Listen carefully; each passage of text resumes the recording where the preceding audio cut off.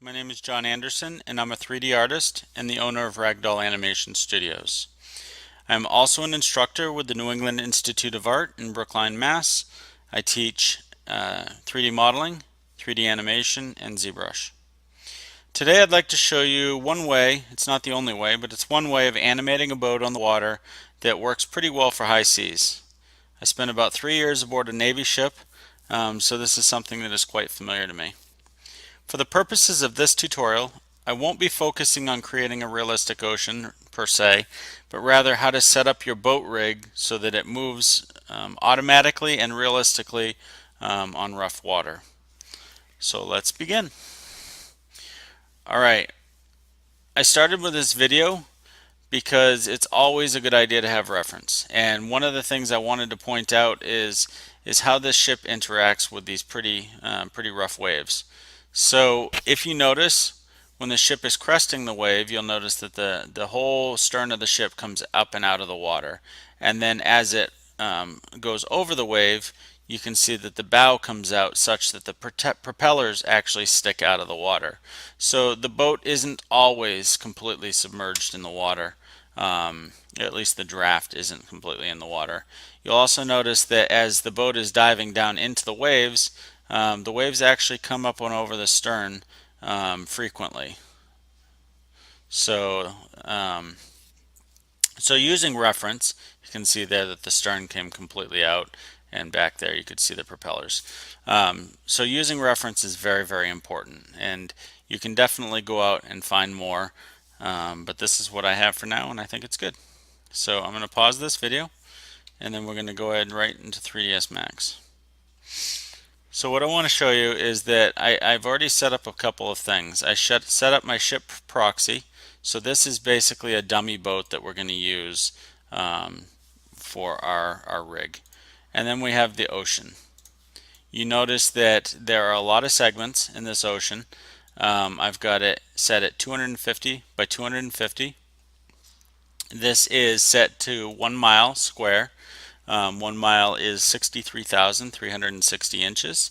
And then I set the boat up to be proportioned to the Navy ship that I was on. It's the USS Austin. It's an LPD landing platform dock.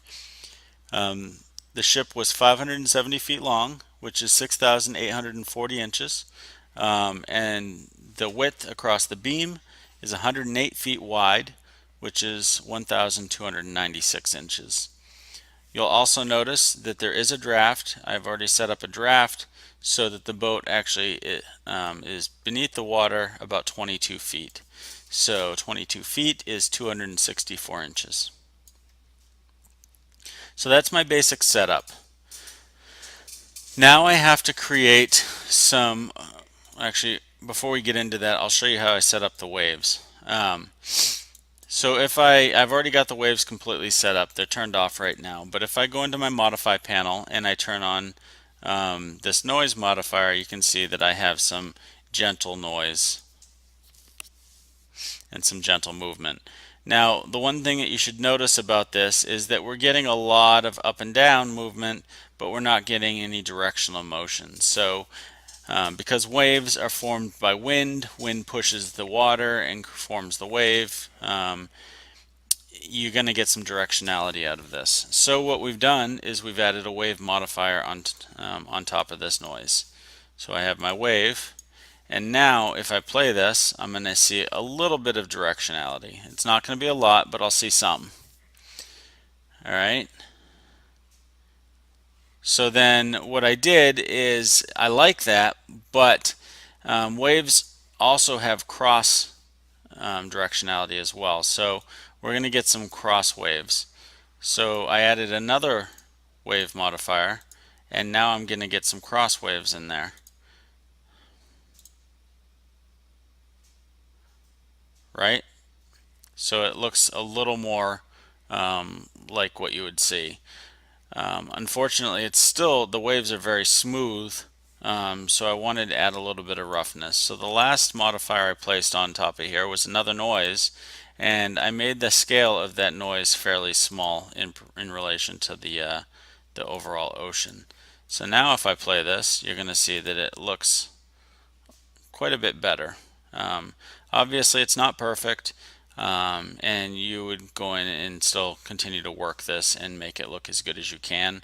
But as this is not a tutorial about how to create an ocean, we're not going to do that. I just wanted to show you what that would look like. Alright, so I'm going to turn those modifiers off. 1, 2, 3, 4. And then I'm going to hide the ocean plane. And I'm going to go into my top view. So the first thing that I need to do is I need to create two dummies that are going to drive the orientation of this ship. So what I've done is I've set my pivot point towards the back of the ship, so towards the bow. Now you're going to notice that it's not all the way at the very back edge of the ship. And the reason for that is the ship is actually pivoting up in here. Most of the buoyancy of the ship is going to be up in here. It's not down here, it's not up here, it's in here. So most of the pivoting is going to occur in here. So what I want to do is, as this ship is cresting a wave, I want the back end to kind of dig into the water a little bit. So that's the reason for the pivot there. We're going to do the same thing up front in just a minute. So I'm going to create two boxes. I tend to like to use boxes as opposed to dummies because I've just found that sometimes dummies can't do quite everything that you want. I'm going to set the boxes to 500 by 500 by 500. I'll align it to my boat, and then I will move that dummy out front. I'll right click, go to Object Properties. I'll turn off Receive Shadows and Casting Shadows. I found that in the viewport, sometimes even if it's not renderable, we can still get shadows from an object. So I like to not have that on.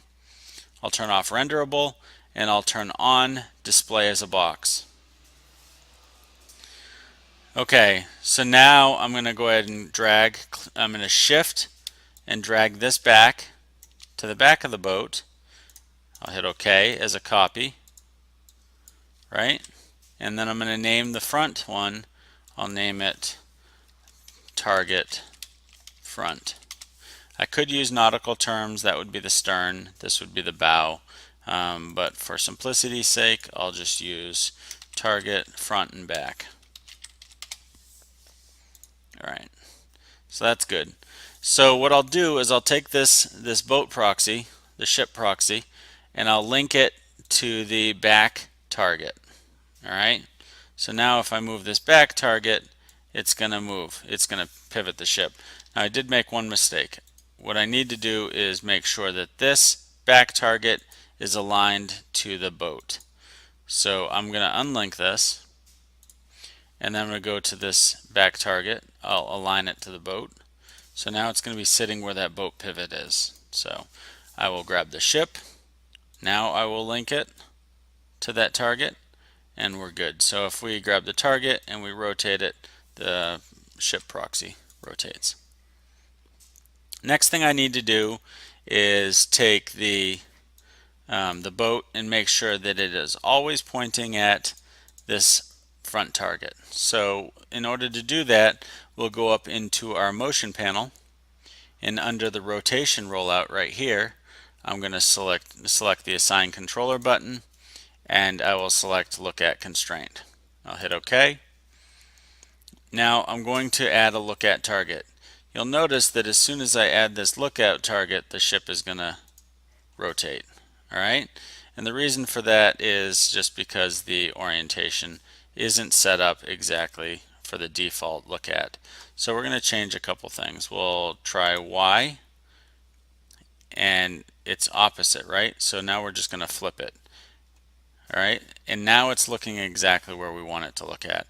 You notice the draft is still under the ship, and it's looking where we want it to look. If I move this target, the ship moves up and down.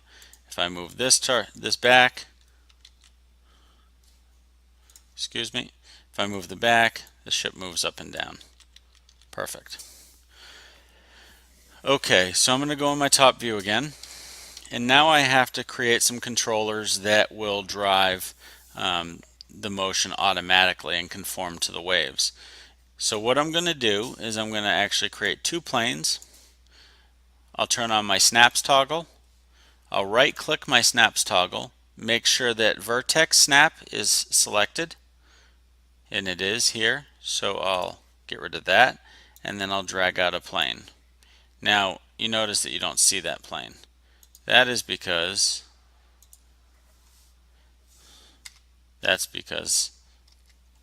it wasn't it was on edge faces, so I couldn't actually see it.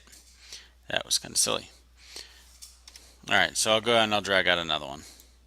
Oop. Alright. So we have that plane dragged out and that plane dragged out. And now we'll move both of those down to the bottom of the dummy with the target. It doesn't have to be exact, it's just got to be close. And that's good. Now we're going to call this front one is going to be conform front, and the back one is going to be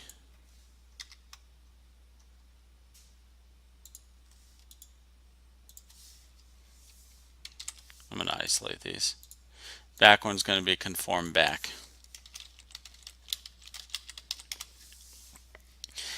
I'm going to go ahead and right click, object properties, turn off cast shadows, receive shadows, and renderable. Okay, and then I'm going to change these to a different color. It's easier to, I just like everything consistent, so I don't care what the color is. Nice. Alright, so now what we're going to do is we're going to attach these targets to these conform planes. I also am going to change the size of this conform plane to 600 by 600 so that I can select it a little bit easier. And same thing back here, 600 by 600.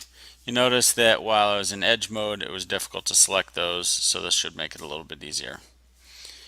Alright, so the next thing we're going to do is attach this target to that conform plane.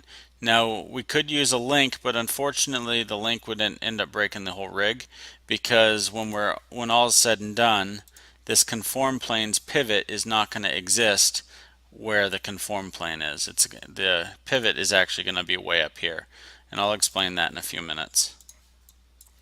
Alright, so we're going to use an attachment constraint. I'll go into my top view, I will go up to animation, constraints, I'll select attachment constraint, and then I'll get this dotted line. Alright, with this dotted line I'll select the conform plane, and you'll notice that that target offsets. Alright, so what we'll do is we'll click on set position in the modifier panel, and then we'll just drag that target over so it's centered over that conform plane, and then we'll click set position. So that one's done. We need to do the same thing with the back one.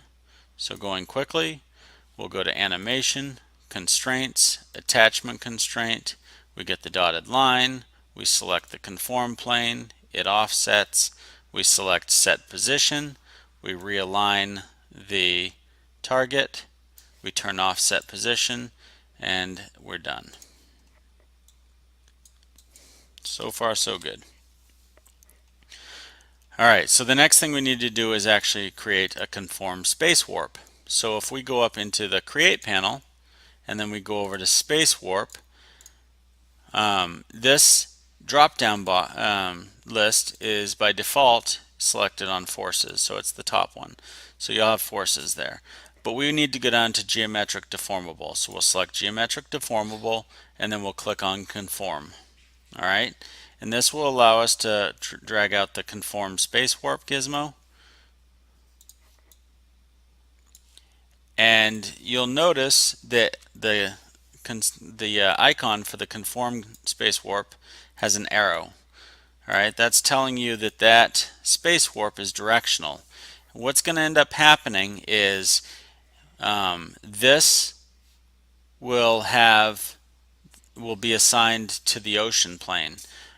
So anything that is space warped to this will be pushed down in this direction until it comes in contact with that ocean plane that will be selected right here. Alright, so we're going to end isolate. Actually, I'm going to undo that. We're going to go back to isolate, and I'm going to unhide the ocean. Alright, so now I'm going to go to where it says Pick Object in the Modify panel, and I'm going to select the ocean.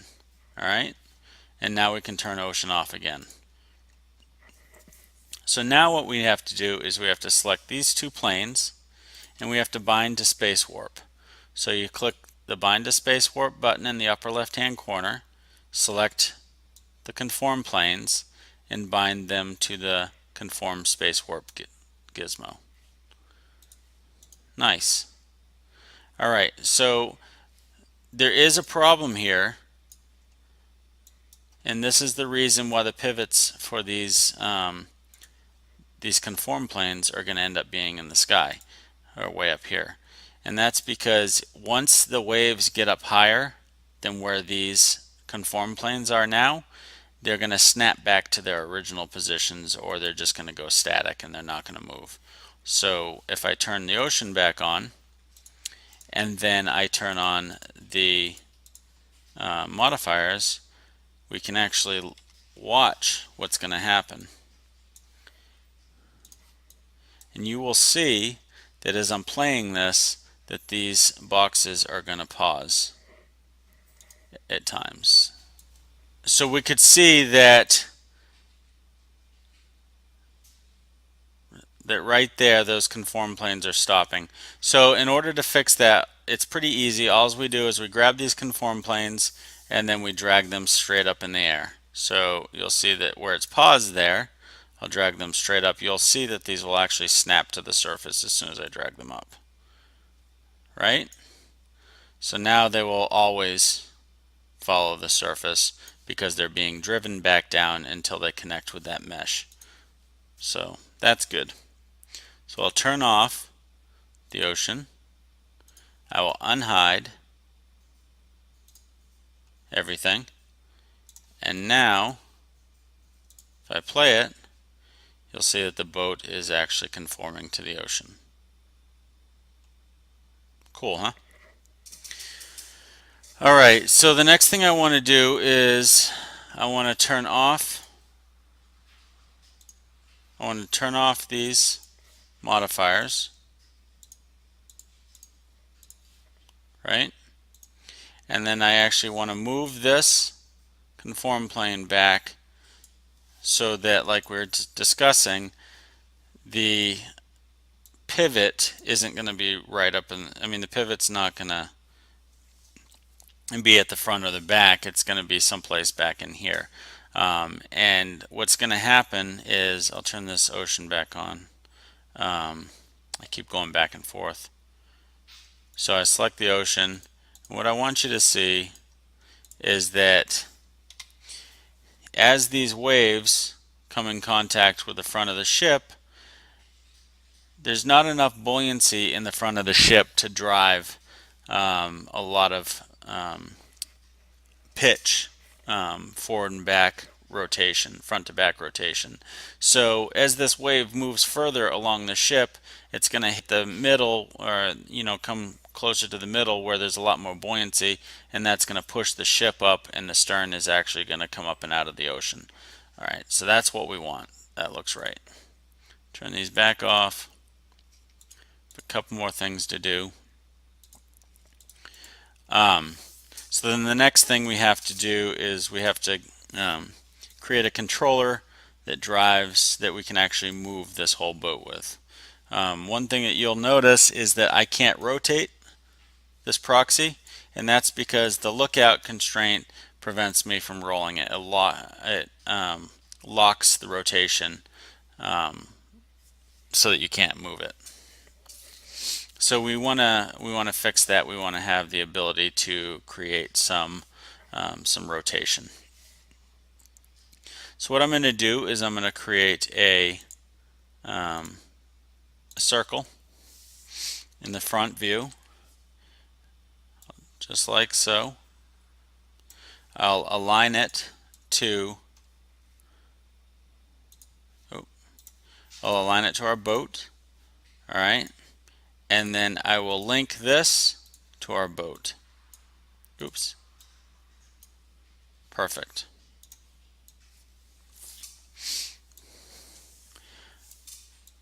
All right. So I actually want to do one other thing. I want to create an arrow. So I'll create a rectangle and I'm going to just draw out an arrow. I'll come in to my spline, convert this to editable spline, and then I'm going to create a couple divisions. Divide. I want to set all of these vertices. I'll turn this off so you can see what I'm doing. I want to set all these vertices to corner. I'll drag these vertices forward. I'll fuse these vertices. Where's fuse? Right there.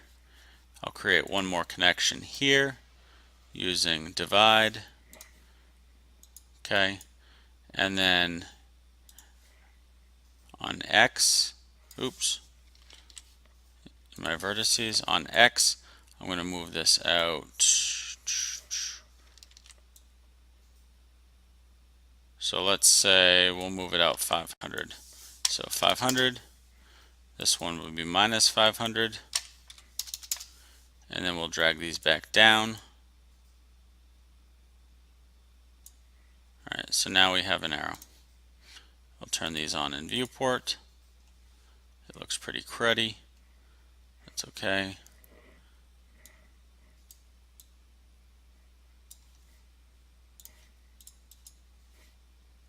Fuse this and weld. Perfect. Alright, so I'm gonna take this guy and put it there. I'll take these two conform planes and I will link these conform planes to this arrow, and hopefully, if all works right, that'll drive that entire rig. Alright, so all we need now is a boat, an actual boat. So I want to make sure none of this is renderable. Object properties, turn off renderable, and we're all set. So file, import, we're going to merge our boat rig, our boat in, right?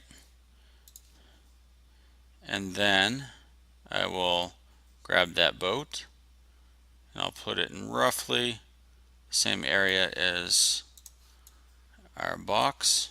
I can actually just align it. It'll probably be a lot easier. So left, that looks good. Front, there we go. Where are we? Right there.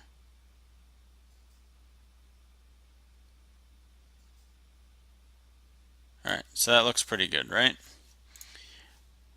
So what we need to do now is take everything else.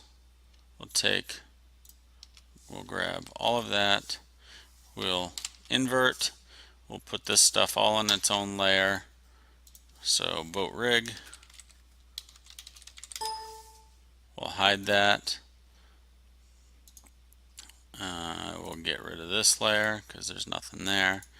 And now we will link this boat to this controller. So I'm hoping, if all worked out well, that works. We have some roll, and it should look pretty good once we turn on the ocean and we add our waves. So we have the automatic animation that's driven by the conform planes, so that this boat moves with the ocean. All right. So what we can do now is we can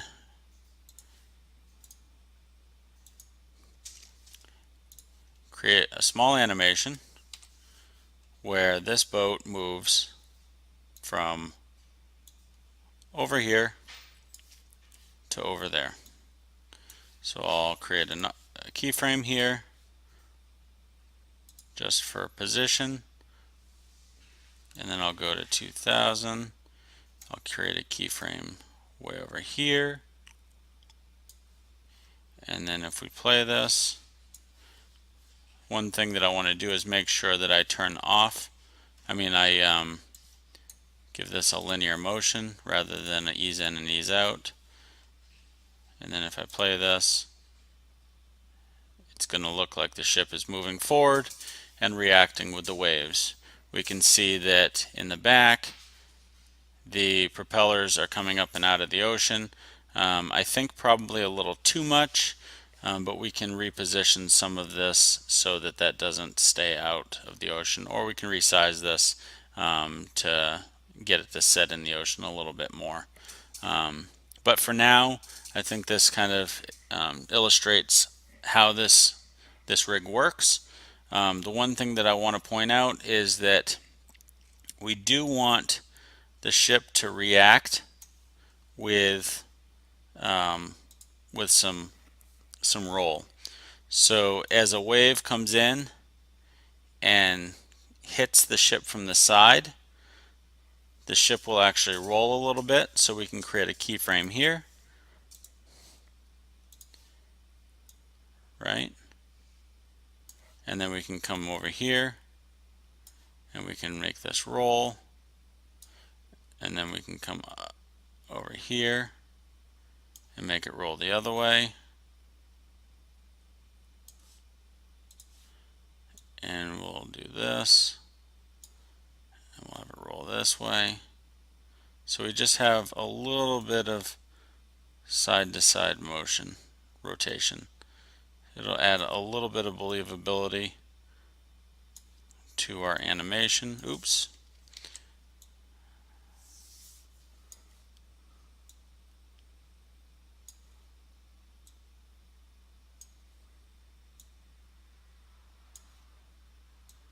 And ideally, you want to make this so that it reacts a little more with the way the directionality of the waves.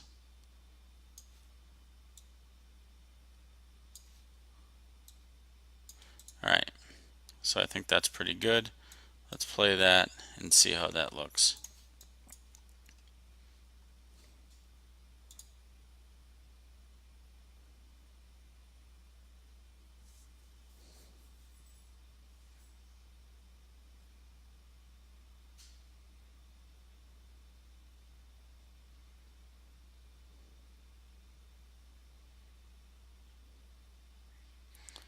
So it's looking pretty good. It's rolling back and forth, left to right. We have our controller that's driving the whole boat forward, the automated animation, the rig that we set up is reacting with the waves. So it's a pretty good animation, and with a little bit more finessing, we can make this look pretty superb. So I'm going to go ahead and save this file. So I'll just call this boat rig 3, and then I'll pull up this one that I worked on earlier, and you'll see from a different position the waves are set up a little bit differently, but you can see that this looks pretty good. Okay, so that's how we'll create our boat rig. If you have any questions, you can email me at john@ragdollanimation, or visit our website at www.ragdollanimation.com. and I look forward to seeing some really cool looking nautical animations out there.